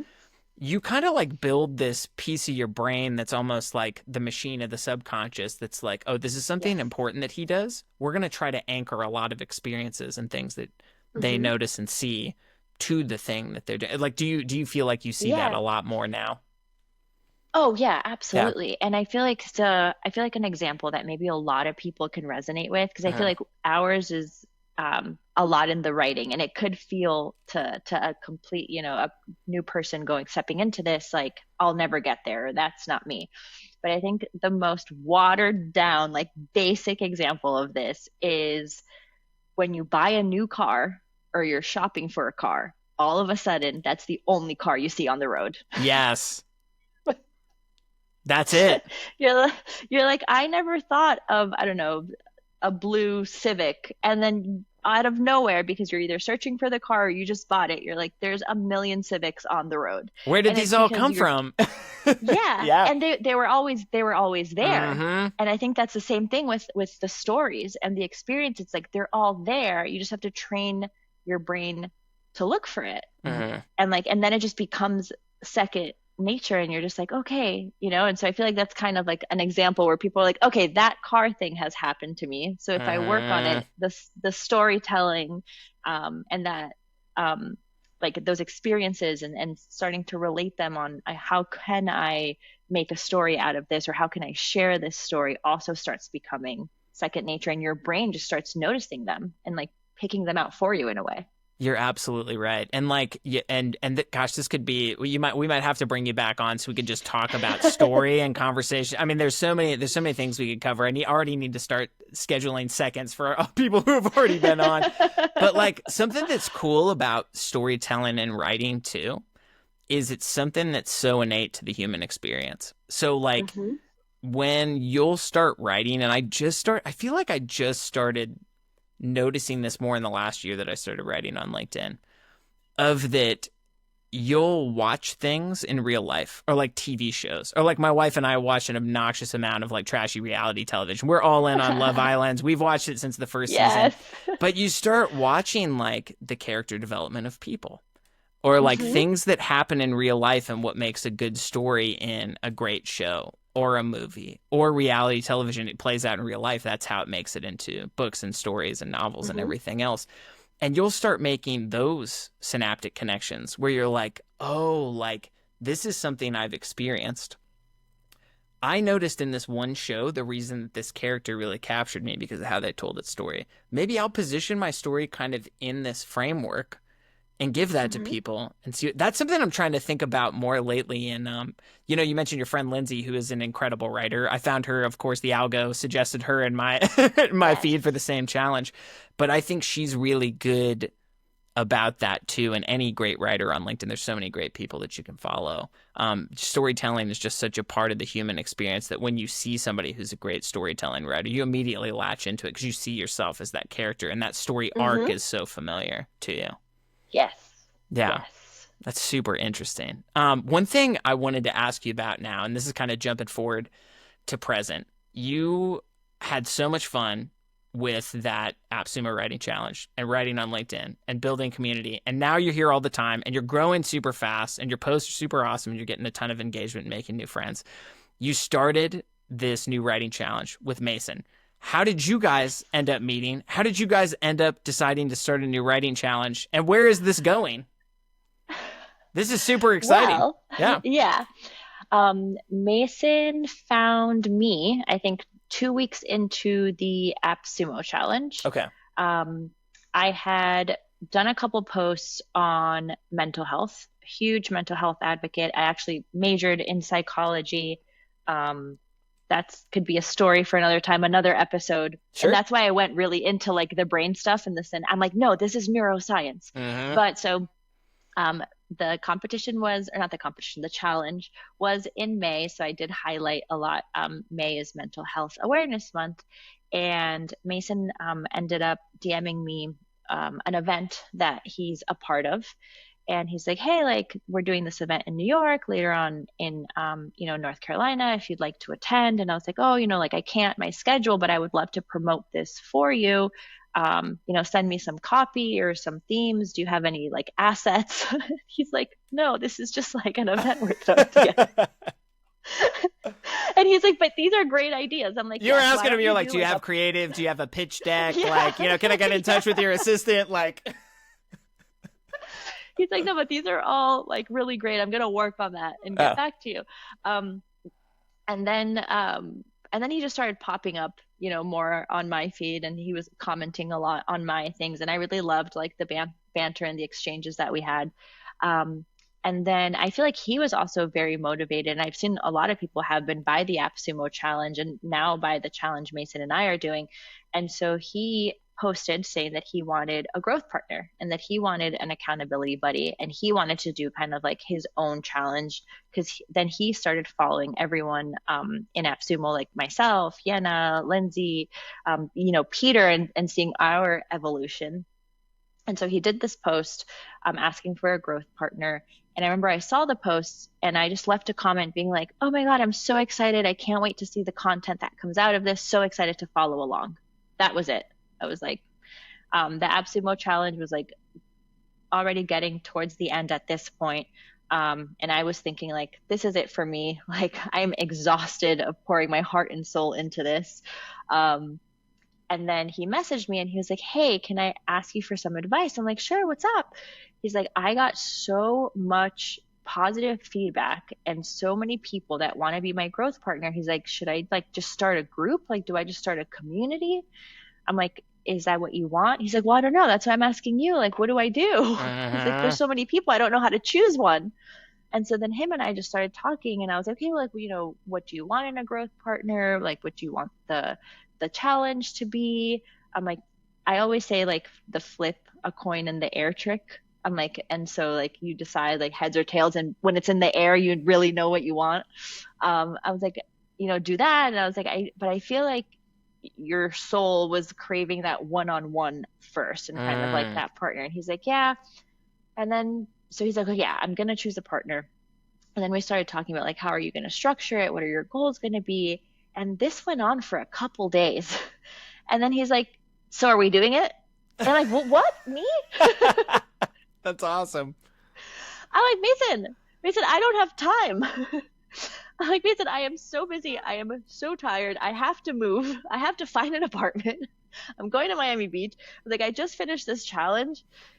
And then we kept talking for a little bit. And I was like, okay, maybe I can make some time. I'm like, maybe let's do it. But like you caught in, like the enthusiasm was too much not to just be like, yeah, let's do this. This is great. Yeah. And the banter was just like so good. And like the collaboration was so natural. It just clicked that we were just going back and forward on like all these ideas. And this whole time I was like, I'm just giving Mason advice. Like I'm just helping Mason choose his growth partner. Yeah. And then he like flipped it on me so quickly. Like, I love it. I love that he did that. He's like, so when are we starting? I'm like, what do you mean, sir? Oh my gosh. That is, but it's perfect because it seemed, I mean, you guys have both been crushing it. I of course followed Mason as soon as I saw that you guys were running this. Dude, what a smart guy. And we will include his link in the show notes too. Yeah, What a smart guy, ambitious dude, great writer, he's like brilliant. right off the bat. And I love that you went straight from one writing challenge to another because like we've talked about, there's so much importance to community. Whether you find one accountability partner, like I have a background in fitness. I was a certified personal trainer for like 12 plus years, and you need community to make it work, or at least a workout partner to make it work. And writing is the same Hmm. way. It's like find one person who will do it with you, find a group of people who can make it work. So, dude, I love that you guys are just keeping the energy and positive vibes and the writing challenges because I think it's such a cool concept rolling. I'm actually actively, I've encouraged some of my clients through my day job now of like, hey guys, your brand, people want to see the people behind it. You guys should run an internal LinkedIn writing challenge. I'm really thinking Yes. about like talking to my boss and like our leadership and being like, guys, I'll totally organize this thing. I'm already nerding out. I think there's so many different approaches. So I have like a big background in my 20s in creating courses. I think I created like 30 plus like fitness courses on Udemy and Skillshare back in the day. And I love making digital products and courses and like digital communities. It's like such a I don't know, it's such a powerful way to like change a habit or like change your life. Like, find community, do something you've always wanted to do, encourage people. I'm seeing a lot of people starting to do a LinkedIn creator I mentioned earlier, Yasmin. He did a first like in-person meetup. I think it was like in Bosnia. He invited like his team out and some people, and they just had like a retreat. And I was like, this is so cool. Like we're seeing this come full circle where it's like build community on social media around something you enjoy with people and then coming together and like sharing about that in person. The whole in-person conferences and retreats I think is really cool. So I'm super excited to see what you guys are going to do next and what format and shape that takes. And I hope you guys post about your kind of findings and the results from what you got in this, interest from other people, what you learned from your own posts. That's super interesting about like posting like kind of later in your time zone and just being like, hey, who all is on right now and when are you seeing this in your local time? Yeah. So I've actually noticed from those posts that were just a test because they were so late at night, I am now seeing a lot of people from the UK and like a lot of people from the Netherlands. Oh. And so now I'm like connecting with people that I wouldn't necessarily otherwise in my time zone or like, Mhm. and so yeah, so that's been super interesting. I'm like, okay, and it's harder to find their stuff because we're not online at the same time, but just that tiny bit of exposure was a lot of fun. Yeah, and then in terms of sharing our learnings, every Tuesday, we call it Transparency Tuesday. Mason does a screenshot of our metrics for the past week. He posts our top performer, our lowest performer, and then I do more of like a reflection of the week. And then, yeah, we share our learnings.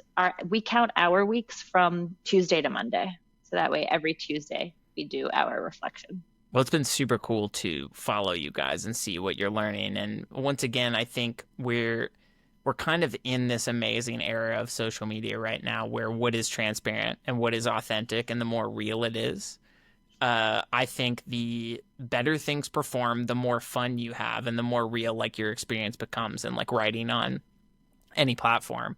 And yeah, just kind of to put a bow on this conversation, which Vanessa, I really appreciate your time and thank you for coming on the show. Couple last things here that I wanted to ask you. One, back to you.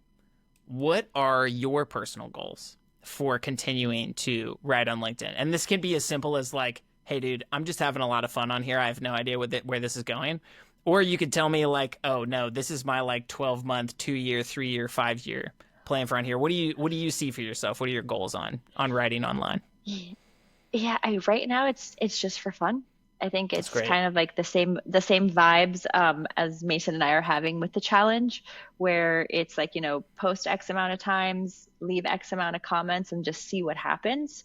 I'm in a very fortunate spot where I'm not looking for a job, I'm not hiring, I'm not trying to sell anything, at least yet. And so for now, I think for me, it really is that community building. Mm. And we talked about it being in a remote role. I'm not seeing teammates every day, not finding that group of like professionals or entrepreneurs are hard to find. Mm-hmm. And so I think for right now, for me, it is, just connection, more experiences like this. I got interviewed for a newsletter. I'm on a podcast. I would have never thought these things would happen. I've had like a handful of incredible coffee chats. I have two more scheduled this week. And I think for me right now, it's just having fun and seeing what happens and just continuing to build those connections and my network. And yeah, I'm really excited about that right now. I think that's so awesome, and that's really refreshing too, because you and I both know in the LinkedIn universe there's so many people who have like 2 to 5 year plans, and they've got 3:30 a.m. wake ups, and they're doing sauna, hot tub, cold plunge, run a half marathon, meditate, or at least they're saying they are, and Yeah. and they've got, and it sounds like a lot of people have it all planned out, or they have goals to grow their business or land clients for their agency, or if they're ghostwriters or freelance marketing people or whatever. I think it's really one of the reasons I wanted to talk to you about your whole perspective in writing on LinkedIn is because this is so new and fresh and exciting for you. And watching that kind of play out since the beginning is like super cool. So like all of your new friends on LinkedIn, like me sitting on the sidelines, are like, man, this is awesome. Like we'll all look back on this particular time and it'll almost be like a LinkedIn reunion to be like, yeah, you guys remember like back in 2025 when like all this was going on and we all just like bumped into each other through the algorithm, and this guy was in Scotland and she was like over here in Australia or like whatever. I feel like we're living in those cool moments now. So I love that you're on here and just writing for the fun and enjoyment. And I think that's so encouraging because like this could tie into the last question I want to ask you, which is what are some piece of advice that you would give to somebody who's sitting out there right now who's thinking like, man, this all sounds really exciting. I don't know if I have the writing skills. I don't know what my work would think about me just kind of like posting online or posting on LinkedIn. Like, I really want to like be more creative in my life and explore this. And I think this might be my thing, but I'm really intimidated to do this. What are like, if you could pool all of everything we've kind of taken from this conversation and outside of it, what are those pieces of advice you would give to like a, kind of an aspiring person who wants to write or create content online or on LinkedIn? For LinkedIn specifically, I would say be a lurker for a little bit. Just actually, no, but that's going to be the title of this be, episode. Just be a lurker on LinkedIn. Be a lurker just for a little bit. But yeah, because the platform has changed so much, right? And so I hadn't logged in 5 years. If you had asked me what LinkedIn was, I would have been like, it's a stuffy place. You just, you're either looking for a job, you're hiring, or you're bragging about a promotion. That's what I thought it was, right? And so it's like, you don't know what you don't know. And so if you are interested, download it, follow a couple people, and just scroll and kind of get a feel and start seeing that there is a lot of different content there now, right? And then, then you take the next step and you start leaving a couple comments and you start building that community, and then you get the courage to do your first post. So if it's LinkedIn, I would say, just download the app and start scrolling. Like you're going to see that it's a completely different environment from what it was many years ago. And now it is this creative, professional platform where everyone is just cheering each other on. And it's just incredibly positive, right? And then in terms of writing, I think your voice, like your literal voice, just talking is so powerful. And so if it's talking, in a voice note, if it's voice to text, if it's talking to ChatGPT, just talking about something that you love, something that excites you, maybe it isn't LinkedIn or work related. I don't know. Talk about your favorite color and the things that you love that are in that color, and just practice literally talking about it.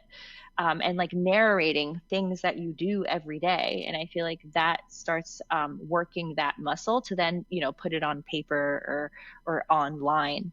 And you'll notice how many stories you have to tell that you hadn't unlocked before, but that they were always there. Like the Honda Civic, it was always on the road. You just weren't looking for it before.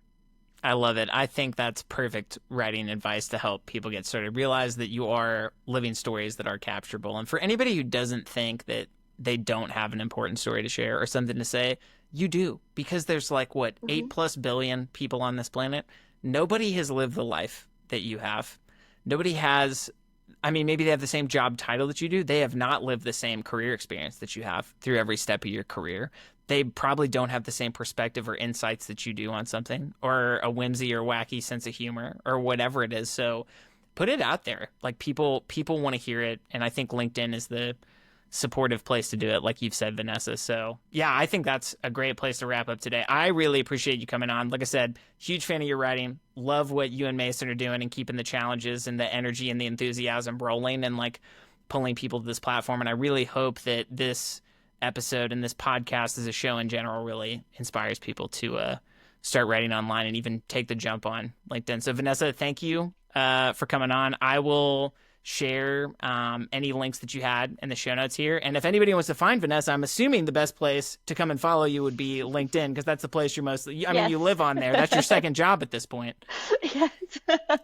That's where I live now. I am LinkedIn now. You are. You have become LinkedIn, and things are going very well. All right. Well, thanks for tuning in today, everybody. And Vanessa, thanks again for being on the show. Thank you for having me. Thanks, Jack. All right. Take care. Thank you so much for listening to today's episode of It Pays to Write. If you enjoyed this show, please be sure to like and subscribe on all the platforms we're on, currently on YouTube, Spotify, Apple, and Substack. And I've got something extra special for you listeners of this episode today.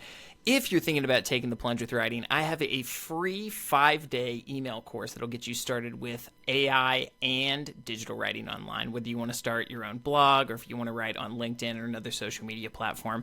This is a free course just for you to dip your toes into writing online. You can get that course for free by signing up at aiwritingroadmap.com. That's aiwritingroadmap.com. Thanks, and I'll see you in the next episode.